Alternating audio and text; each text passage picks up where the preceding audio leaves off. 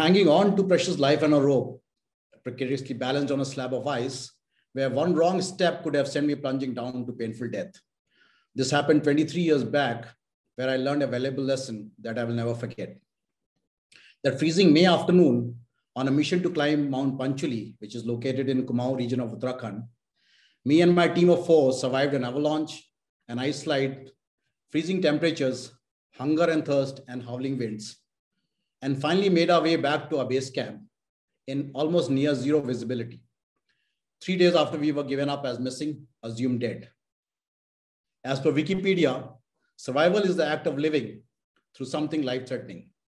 All of us humans have an innate desire to live where normal course of life is challenged due to an event or a mishap. Our natural survival instincts kick in, resulting in either survival or an injury.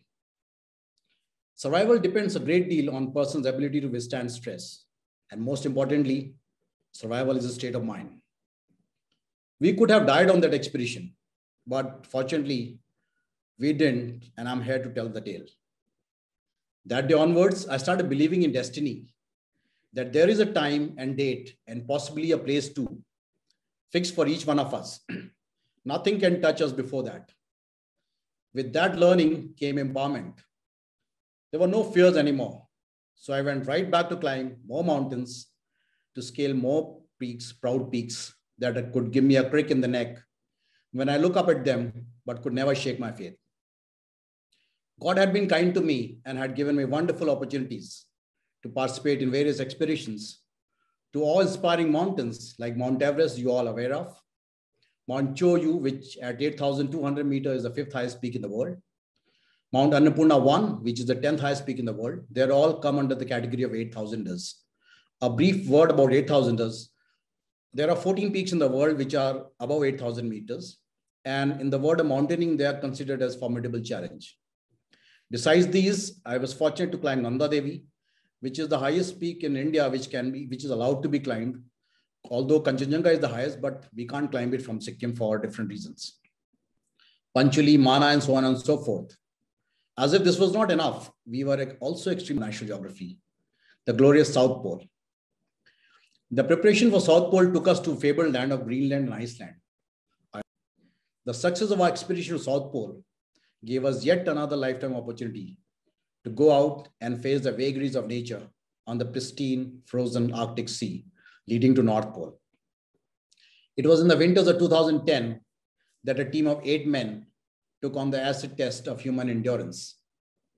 Starting from the coast of Antarctica, we skied a distance of 1,170 kilometers in 49 days and 10 hours to hoist the tricolor at the South Pole on 15 January 2011. The daring expedition would chart the same route that Britain's Captain Robert Falcon Scott and his 4 colleagues followed more than a century back in 1912, from which they never returned, perishing in snowstorms on their way back. But adventurers take failed expedition as a challenge. That is probably their way of paying obeisance to the ones who endeavored but could not make it. So it started with high spirits, red and black suits, and the determination to man haul sledges in up to minus 50-degree temperatures. And it ended with a bath after 80 long days of living in the same clothes at a hotel in Punta Arenas, the southernmost town of Chile. But we'll come to those shower stories later. First, let's talk about how it all began. The day was 26 November 2010. 8 men were grinning widely, well, almost as widely as the decorum would allow, posing for a photo shoot against the clear blue sky at Hercules Inlet. In the picture, you can see the white background. It's actually the frozen sea. The start point is the point on the land, which has been named as Hercules Inlet. A lukewarm orange sun was hanging in the horizon, and that is where it would stay 24/7 for the next 80 days of our stay in Antarctica and beyond, since it was 6 months of daylight at Antarctica. With photo shoot over, the men put on their sunglasses and skis and started the long ski trek to the South Pole in a single file, pulling behind them sledges carrying all the necessities that would support them over the next 60 days. Sometimes the wind would drop down to 0, and sometimes whip up to howling blizzards. of 100 kilometers an hour or more. The sun would always hang at the horizon. In fact, we could see the sun moving in a circle, and after a few days, we could even guess the time seeing its location. The men would walk every day in a straight line, the first sledge carrying the tricolor, thus standing out in the stark expanse of white all around. Getting up at 6 a.m. every morning, we would put on the feather jacket, make a breakfast of dehydrated food, melt adequate snow to fill 3 1-liter thermoses by hot water, fold the tents in howling winds while wearing thick gloves all the time, and start the day's ski at around 9 a.m. or so. We would ski for almost 8 to 10 hours every day, stopping every hour to take a 10-minute break wherein we would consume the hot water that we had melted in the morning and have some dry fruits as lunch. And in the overall skiing for 8 to 10 hours, we would cover almost 30 kilometers on an average every day. Around 7 p.m., we would call it a day. After pitching tents, again, usually in howling winds, we would quickly change our sweat-soaked socks to avoid frostbite. We got used to getting painful pinpricks from sweat that would freeze into tiny needles because of the cold inside our gloves and in hands and feet. Losing sensation in both hands and feet is a natural outcome of spending prolonged period of time in such arduous but unique weather conditions. When we started the expedition, everything was new to us. We never realized what it meant to pull heavy sledges which weigh around 120 kgs in the blizzard conditions and over blue ice in freezing temperatures. We had the best of equipment and good training. Only the weather and our own health was an uncertainty. Our training at Greenland has prepared us for the expedition, but when it came down to doing it on ground, or rather ice, that was 3,000 feet at the coast and almost 10,000 feet at the poles, things were different. Anywhere we looked, there was complete whiteness. The white color of icy surface and swirling snow particles due to high winds would make horizon invisible to eye, forcing us to keep moving on instinct. Braving undulation on ground called sastruges. These are the dunes formed by wind erosion. As you can see, the variations on the surface may range from few centimeters to few meters at a time. Sometimes hidden crevasses, as you can see. The crevasses is barely visible. One had to literally slide over to make sure it doesn't go down due to our weight of the sledge. And always changing surface conditions due to fresh snowfall or the absence of it. A compass was used by the leading man, but at the poles, due to strong magnetic fields, even compasses behave erratically. It was amusing for those coming at the back of the line to see the lead man skiing at an angle while he thought he was going straight. These were the small pleasures that we would enjoy every day. All this was often and easily forgotten by the play of light amongst the wandering clouds and on rare occasions of clear sky, the bountiful display of shimmering light, green, blue, and pink colors in the wide expanse of horizon we all commonly know as aurora. It is indeed a privilege to witness such bounty of nature in such a pristine environment and the place. A trying time was when one of our team members developed a boil under one's eye. In 2 days, it has become so big that he could not keep his eye open. Sunburn and ultraviolet rays were only making it worse. Besides the vision problem, he was suffering excruciating pain, and due to the use of only one eye, he was losing his sense of direction and started wobbling while trying to ski in a straight line. With no doctor having volunteered for the expedition, another team member filled in and tried to make it easier for him by giving him painkillers. We were really worried about him, and if not handled appropriately, even such seemingly minor incidents can cause loss of life and lead to expeditions being aborted. Though we all had got trained in basic first aid, but still, none of us were confident of making an incision so close to his eye to drain out the pus. He kept suffering and we kept praying. Luckily for all of us, on the third night, the boil broke on its own and he One quality that I feel is highly overrated while picking volunteers for such adventure missions is physical fitness. A man or a woman needs to be fit, but what matters in the end is his or her attitude. A positive attitude helps one to take on any difficulty as a positive challenge. Another interesting aspect, a polar expedition is the only theoretical possibility of evacuation in case of any medical emergency, due to almost certain unlikelihood of clear weather over an expanse of 2,400 kilometers at any given time. It usually takes about 5 to 6 hours to cover this distance in a small aircraft. And the very slim possibility of landing by aircraft due to the extreme uneven surfaces called sastrugi, whose picture you have just seen, open crevasses, and very high winds. It is very demoralizing to pay for the insurance knowing well that any rescue is extremely unlikely in the time of need.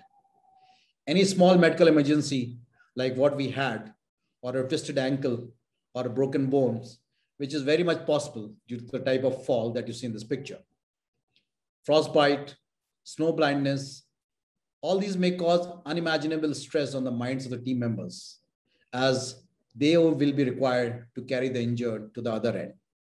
In such endeavors, God forbid if anything happens, dying is a better option than jeopardizing the chances of survival of the rest of the team.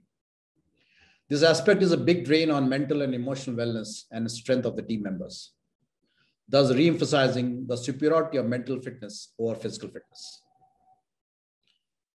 Thiel Mountains are almost midway, around 600 kilometers from the start point, and these are the only available navigational aid to make sure that you are going in the right direction. Besides Thiel Mountains, you don't see any other landmark. It's just the abject whiteness all around.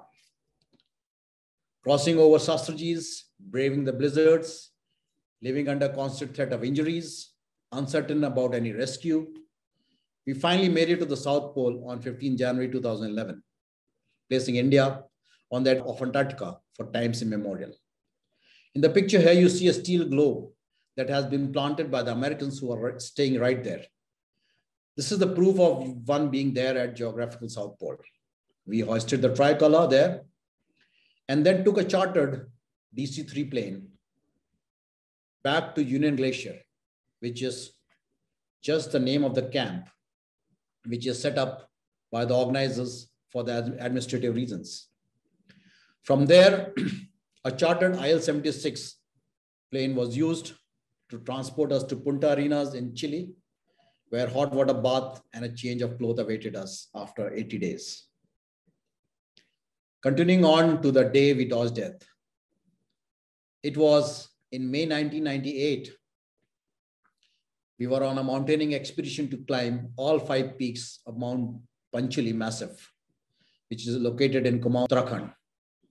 This is a picture of the Panchali Massif showing all 5. It had been 2 days since me and my 4 team members on a mission to climb Mount Panchali 1 and 2 out of 5 were trapped in our tents because of heavy snowfall. With all rations having finished, there were just 2 choices staring us in the face. Either we remain inside and starve to death, or we try to find our way down in almost zero visibility and risk being thrown into a bottomless crevasse or tumble down an unknown abyss. It was better to die trying than lying in a tent. I decided we would move down, though we soon realized we were hopelessly lost. An avalanche, due to heavy accumulation of snow, fresh snow on steep slopes, took away our gloves, shoes, and sunglasses, leaving many of us exposed to frostbite and snow blindness. Wrapping exposed parts of the body with available clothing, tied to each other by ropes, we continued to wander aimlessly on the steep slopes, tired, dejected, weak, and hungry. We hadn't run out of the bad luck as yet. All at once, the ice below us gave way due to a slab avalanche, leaving us precariously balanced on 2 spikes of crampons, deeply entrenched on the lower sheet of ice. If even one of us had tripped, he would have taken the entire team huddling down to a painful death thousands of feet below. However, the natural survival instincts kicked in, and painstakingly, using ice axes to secure our weight, all of us managed to pull out to safety one at a time. At the end, we were all sweating and grateful to have survived. Finally, our bad luck ran out, and we managed to find a gap in the cloud and reached our camp 3 days after we had gone missing and were presumed dead. As I mentioned earlier, from that day onwards, I started believing that we all have a destined time to leave this world. So I say, bash on regardless and live your dreams.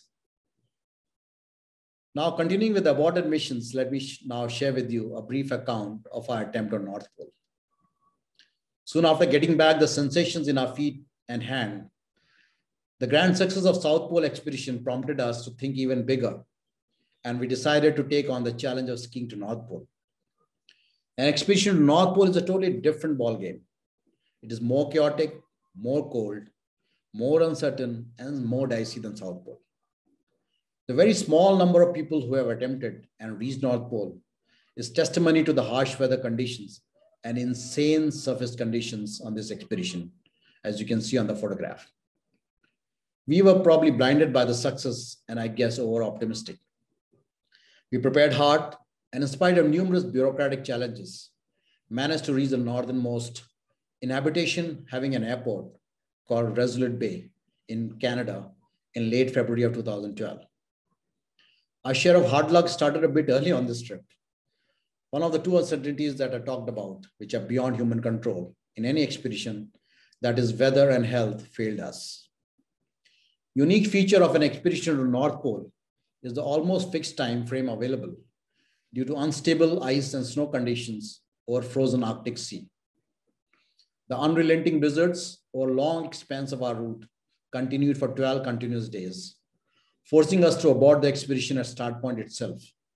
As moving ahead with 12 days less at hand was a short invitation to calling for rescue mission at last stages, which was only theoretically possible and of course, prohibitively expensive. We decided to abort the expedition as adventure calls for taking only calculated risks and not suicide missions.